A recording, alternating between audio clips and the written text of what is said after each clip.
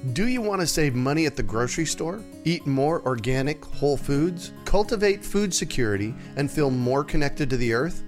If so, then growing your own food is a no-brainer. You wouldn't believe how many people come to me claiming that they can't grow their own food. They think they don't have enough space, that they're too busy, or that they simply don't have what it takes. Perhaps you've fallen for one of these gardening myths.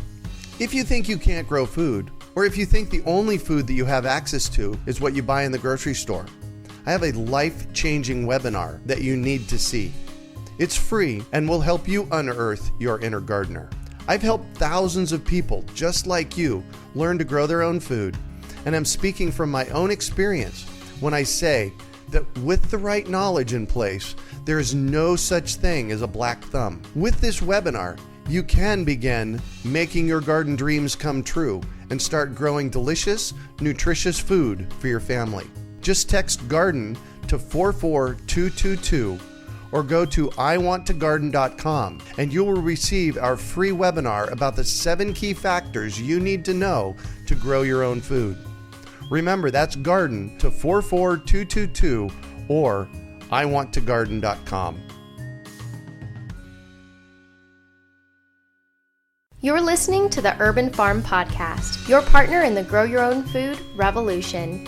Whether you've just been introduced to urban farming or you're a lifelong advocate, we're sure you'll leave feeling more informed, equipped, and empowered to dig deeper into the soil of your local food economy. With you every step of the way, here's your host, Greg Peterson. Today on the Urban Farm Podcast, we have Roza Ferdowsmakan to talk about sourcing food in the digital age.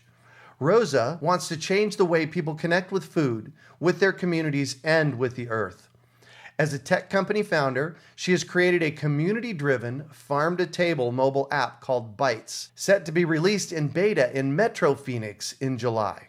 Bytes is a marketplace app for foodies of all socio-economic levels to connect with and reserve personal chef services offered by homemaker cooks, culinary students, and professional chefs. These participating chefs are encouraged to source ingredients from local farms. These farms, whether they identify themselves as urban, micro, organic, co-op, family-owned, or simply small, are encouraged to participate and gain visibility by visiting the Bytes website and creating a farm profile prior to July 1st, when it will be released in beta, so their profiles will be up and running when the app goes live. Roza also just started a Phoenix area local meetup group called Grassroots, intended to encourage foodies, local culinary talent, local farms, and sustainability supporters in community events centered around sustainability and education. All part of the ethos behind the Bytes movement. Beyond Grassroots, she is working to co-organize and resurrect TEDx Phoenix for the local community. Welcome to the show today, Roza. Thank you very much, Greg. You bet. So I shared a bit about you. Can you fill in the blanks for us and share more about the path you took to get where you're at now? Absolutely. I'd love to. So I got my first job at the age of 13, working on my uncle's farms and in his greenhouses and in his open air farmers markets. Wow. And that's when I really connected initially with the soil and with the earth and with how things grow, and the concept of how we're connected to the earth and the concept of sustainability. In the fall of that same year, this is when I was still 13, I was invited with my mom to her university professor's home for a dinner party where his wife was making all these wonderful dishes, setting them out on the table in the yard on a picnic table, and no one was ready to eat yet, and she was just barely setting the table, and I sit there as a 13-year-old hungry, staring at the food, and I ask her, "What's that?" as she sets down this thing that looked like a pie. And she says, "This is a quiche." And I had never seen quiche before. And so as I ask her, "What is quiche?" she stops everything else she's doing. She cuts a piece of this quiche. She sets on a little plate in front of me, and then she gives me a fork, and she she tells me to take a little bite of this and keep my eyes closed as I'm doing this. I'm right there with you, by the way. And it was really about experiencing it. She wanted me to experience the food, experience connecting with the food, and with these local produce that she had used to create this quiche. So she was like, close your eyes, keep them closed, and taste the flavors, the warmth, the texture, the subtleties, the complexities, and don't just, chew and swallow this thing. And so I think that was really when I had my first, what Da Vinci would have called culinary enlightenment moment of my life. I was, so young, and yet that made such an impacting mark on me in terms of, my connection with food, and then having that same year started working on these farms. Right. I want to stop you right there, because I want you to go back to that moment and tell me what you were feeling when you were sitting in that space of doing that. So in terms of what I was experiencing as I was like tasting this quiche was something that was more at a deeper level. So I was connecting with something as a human being, really, and really experiencing the concept of enjoying flavors, and that aspect of being a human being, like the sensory experience, was really saturating down to my bones, to my core of who I am. And it offered a different level of connection that I hadn't experienced before. And since that time, there have been many times when I will simply, as I'm eating, whether I'm at a restaurant or just at home with friends, for a brief moment, I'll actually close my eyes to experience that again, relive that. Wow. That's what I'm talking about. Wow. That's an epic moment in one's life. So what happened then? So that sort of stayed with me, and those things set the stage, I think, at such a young age for me to then go off and seek new experiences and variety and diversity and different types of culinary adventures. I'm a big foodie, and I'm a strong supporter of farm-to-table eating and the slow food movement and that whole conscientious lifestyle, and connecting with the bounty of the earth. And so that stayed with me all these years and informed how I chose to experience food and that whole sense of community around food.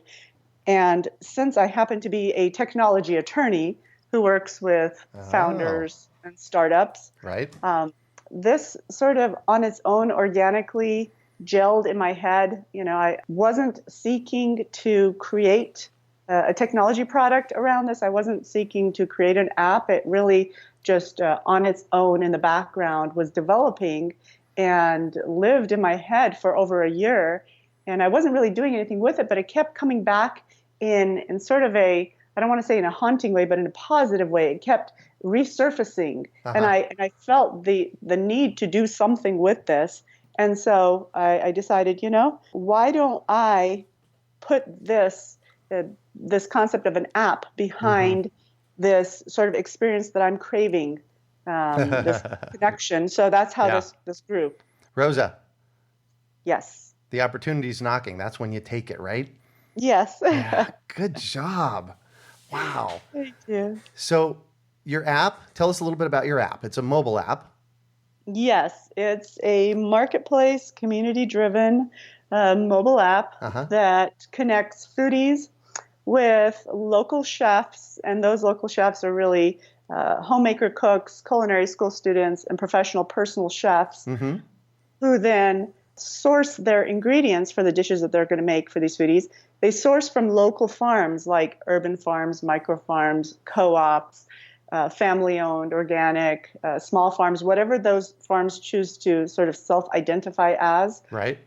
And they take those ingredients straight into the home of these foodies to create a holistic, complete dining experience in the intimacy of that foodie's home. Wow. So with your app, I can find somebody in my neighborhood. Yes. I happen to be in Phoenix, and you're going to launch it. You're going to launch it this summer in Phoenix. So I can find somebody in my neighborhood close by that could actually come to my house, harvest food from my yard if I chose, and they'd make me dinner. Absolutely. I'm in. Wow. Yeah, so this is something that it's near and dear to me, and the concept of having the beta release locally for me Uh-huh. is really important because I care about my community, and I want this to happen in Phoenix and for us to experience it here before, we move on and expand. So is Bytes going to remain local here in Phoenix, or are you expanding it outside of Phoenix? Yeah, so we will be expanding October 1st. It'll be expanding to the national level. Mm-hmm. So through Google Play for the Android users and through the Apple Store for the iPhone users, that will be accessible around the country. But the beta itself, sort of the test group, the people who I want to give me valuable input, feedback on what they like, what they don't like, what they wish it had, what they wish I'd remove. Their voices matter to me. It's valuable, their input. And so I really want that to come to me from sort of my own family, my own community, right, before I go to a national stage. Right. Okay, Valley of the Sun community, if you're listening, go to bytes.mobi and download the app and help Roza create an awesome app. Yeah, it's www.bytes.mobi. Perfect. So I want to hear a little bit more story about how this specifically came to be. So, we got to the point of you making an app because you were, the universe was knocking. So you got to the point of doing that. How did it become this? So this has really been something that I have been working on strictly on my own in the sense that this is bootstrapped and sort of a labor of love. This is something that I started creating when I had the idea, I started mapping it out and thinking, how will this really work? How will this really serve people? How is this really beneficial to people, right? How is this a value add in people's lives and to the community and to the economy? So then I wanted to have an ethos behind it that was true to who I am and to what I'm seeking to do, which is something that will be about community building and empowering local communities economically. So the way I set out to sort of put the pieces into place, there were some things that I didn't want on there. I didn't want, advertising on there. I didn't want it to be an app that anyone paid for. And so I got creative in the sense of how can I make this move forward, right, with really no money. Right. And so I think that's, what did they say? There's a word, something is the mother of invention. It's like when you don't have something. Necessity, thank you. I was thinking scarcity, but that's not the word. That is the case. Although scarcity could also fit in that sentence. Yeah, it was sort of like that. But in any case, I started building a lot of the pieces myself. So the design of it, the user experience piece of it, wow, the content writing, the look and feel and the vibe and how I want to communicate or relay the message of, inclusion and belonging and community through this app. So those were many, many nights, staying up past midnight, and I still do on a nightly basis. Welcome to our world, right? Yeah. And so really it's just been an ongoing process. There hasn't really been, a start button on this and a finish. So ethos, some of our listeners may not know what that means. Can you tell us what that means? So it's what I bring to this app from my own heart. It's the thinking beautiful. And the spirit and the soul and the vision and the intent behind the app. And it's really more than an app. I created it as a tool, as an interactive tool to engage different layers and different socioeconomic levels within the community so that everyone can participate. But it's a tool in a greater conversation and a movement toward sustainability and localized sourcing of foods and moving away from globalized commercial food production that has no benefits whatsoever. So in your words, why is that important? It's important because it has a sense of integrity, credibility, and longevity. It's more timeless. I think when you do something that's true to you and authentic and genuine and comes from a place of truly wanting to do good, then it's not a trend, it's not a fad, it's not a quick sell of anything. It's really more of a holistic movement in a beneficial direction for all members within a community. Nice. So how does Bytes empower local communities? So with regard to the homemakers, it gives them the opportunity to either supplement their income because maybe perhaps their spouse got laid off work, or they would love to, they have a dream of opening a restaurant, but they don't have the means and wherewithal to do that. And so this gives them the ability to cook and share that experience with people who would enjoy that while they make a little bit more income. In terms of culinary school students, it gives them the opportunity to really to build up their portfolio of works so that when they go out in the real world and tell this new potential employer, hey, look, these are all the people I cooked for. They loved what I did. Look at their ratings and reviews of me. Please, hire me. When they get out in the world. So it helps them to support that.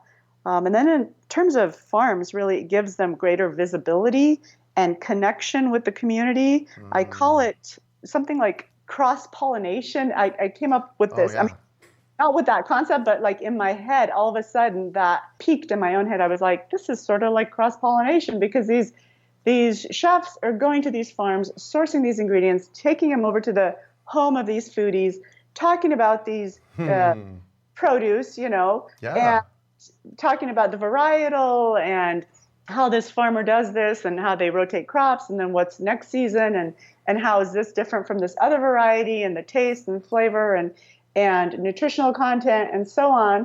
And so this helps to pique the interests of someone like a foodie who's having this dining experience in their home, and their curiosity sparks, and they're like, maybe we should go check out that micro farm. Maybe we should go check out this urban farm, right? Right.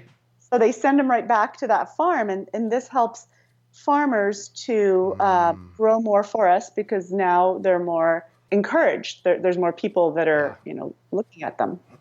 Beautiful. I have to tell you, I'm over here, my heart is singing. It really is, because I am so deeply committed to, building a local food economy. I personally believe that the solution moving forward into the coming decades to our food crisis on the planet is growing food locally. Yes. And what you just proposed was an exquisite model of local food connectivity. Thank you. I think it's really important for people to connect with and appreciate and respect and understand and have gratitude for what's right around them under their nose. Literally. Yeah, literally. Exactly. So you've kind of touched on this a little bit, but what's the mission and vision behind Bytes? So I want to help truly build communities, a sense of community. And I think especially in this particular, how shall I say, political climate, we have a lot of sense of fragmentation, a lot of sense of pain in a lot of these communities. And this is an app that's about connecting and sort of healing those communities by bringing those people together and by economically empowering them. If we can economically empower different layers within our communities, and it's not the 1%, it's the rest of us. If we can help empower people within our communities to grow more for us and to connect with resources and talent within our own communities, then we're really empowering ourselves to become stronger with a sense of identity as to who we are, the place we're at, and what we can do when we have a collective voice. Wow. So I'm an entrepreneur. I started my first business when I was 14. And I've been self-employed ever since. I've had, 20-something businesses. Some of them lasted a sneeze, and a couple of them have lasted well over a decade, almost to 2 decades. Uh-huh. And I know, being an entrepreneur, that it's important to monetize this stuff for the long-term sustainability of the project. So Sure. how are you going to fund this moving forward? I know bootstrapping, you're probably paying for it yourself right now, which I've done Yes. before.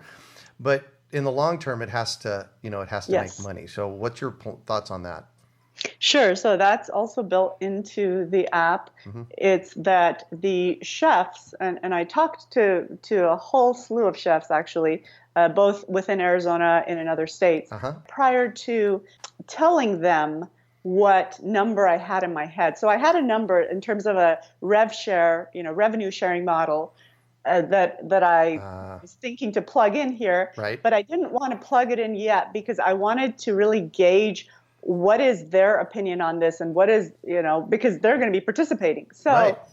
I wanted to make sure I have true buy-in and true support, and so that people aren't going to drop off. I asked them, what percentage would you think is fair in terms of revenue sharing with this app? Mm-hmm. And they pretty much came across the board saying 20%. So basically, if the app took 20 and they took 80, they'd be good with that.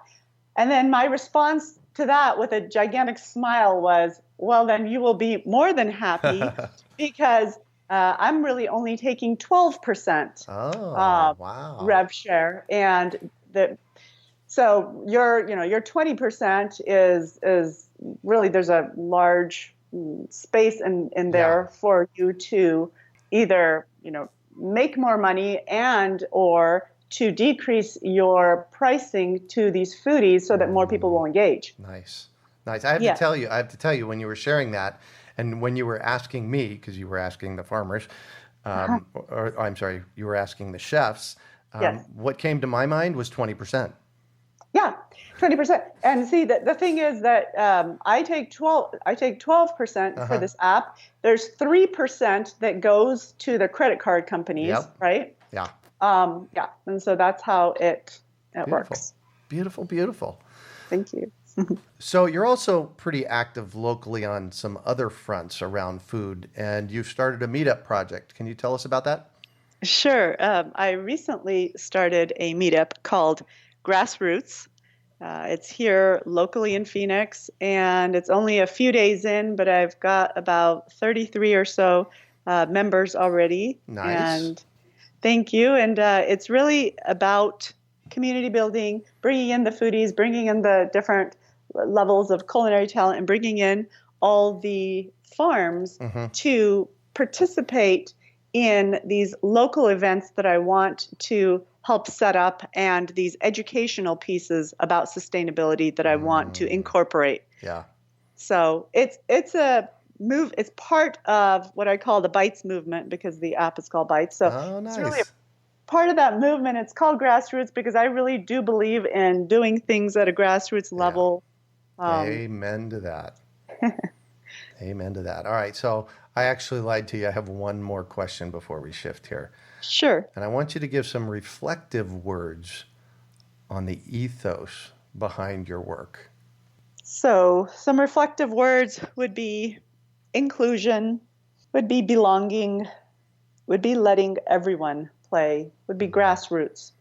Those are some words that come to mind when I think about the ethos behind the app. Community?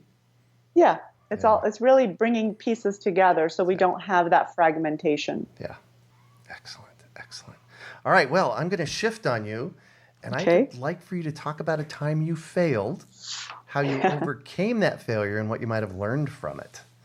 Okay. Well, let's see. About 8 years ago, I had started this organic children's clothing line with fair trade fabrics.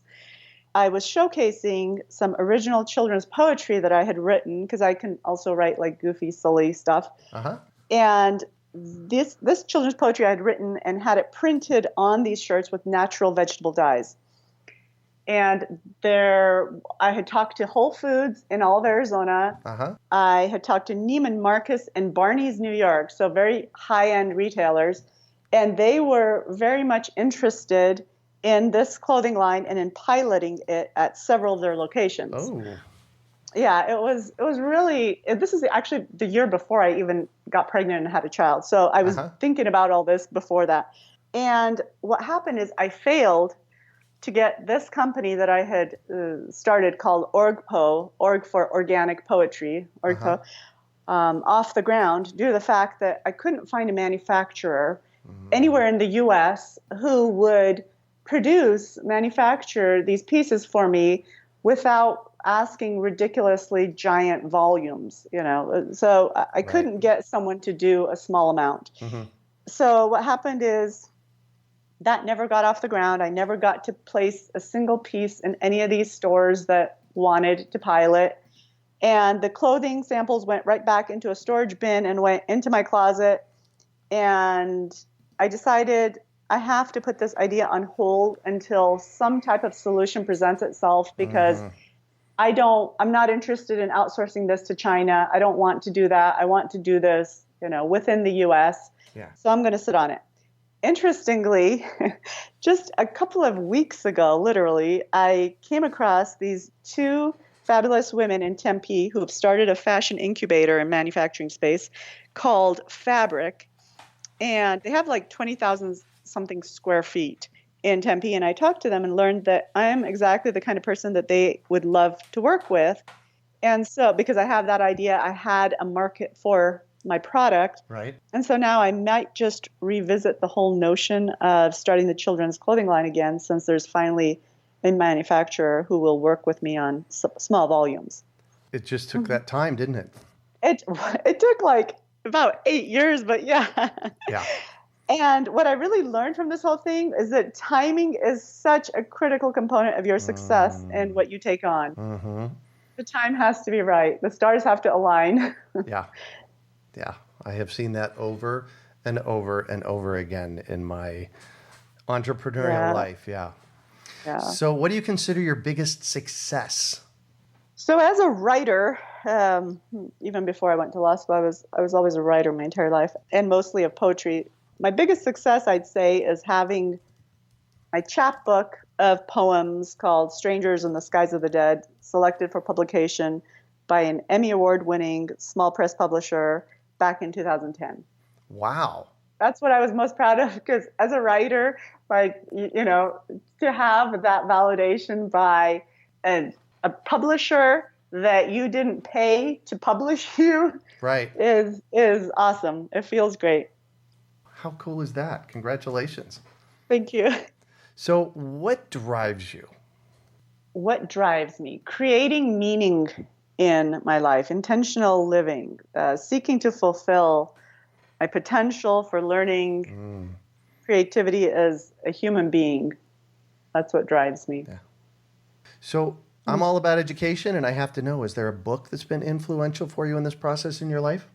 Yes, but I feel sort of silly telling you what that book is. Good, then it's a good one. Go. It is my favorite book of all time. It's called The Giving Tree by Shel Silverstein. There you go. Tell us about it. So it's really about giving of ourselves and finding joy in doing good for others. It's about doing things from the heart. It's about love. And so this is a book that, I'm 46, but if I pick this book up right now and start reading it, I will cry. Yeah. I love this book. Sweet. So what one final piece of advice do you have for our listeners? The piece of advice I'd have for your listeners would be to let your life be a series of meaningful actions in support of conscious living. Your words today are golden for me. You keep sharing, and my heart's just singing. You left me speechless on a couple of points, and that doesn't happen very often. Oh. So, anything else you'd like to share? I'm just grateful. I'm grateful for the opportunity to be able to share this story, and for the opportunity to engage with you and your listeners and with the local community. It's meaningful to me, what I'm doing. I care about it. I believe in it. And I am hoping to have all my actions move in a beneficial way for the community. Yeah. Well, what's clear for me out of your sharing is that you're into this. It's who you are and what you're supposed to be doing in the world. And so therefore it's going to happen. Thank you. Yeah. Thank you so much. Well, thank you so much for joining us on the show and sharing your experience with us today, Roza. It's been a treat getting to chat with you. Thank you so much, Greg. It's been a real pleasure. You bet. So how can our listeners get a hold of you?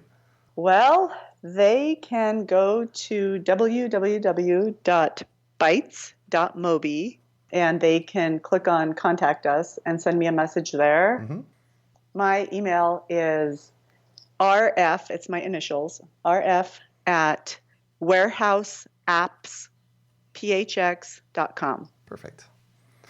I also want you to include, Roza, any information about how people can actively participate and work with you and be involved with the app when it releases.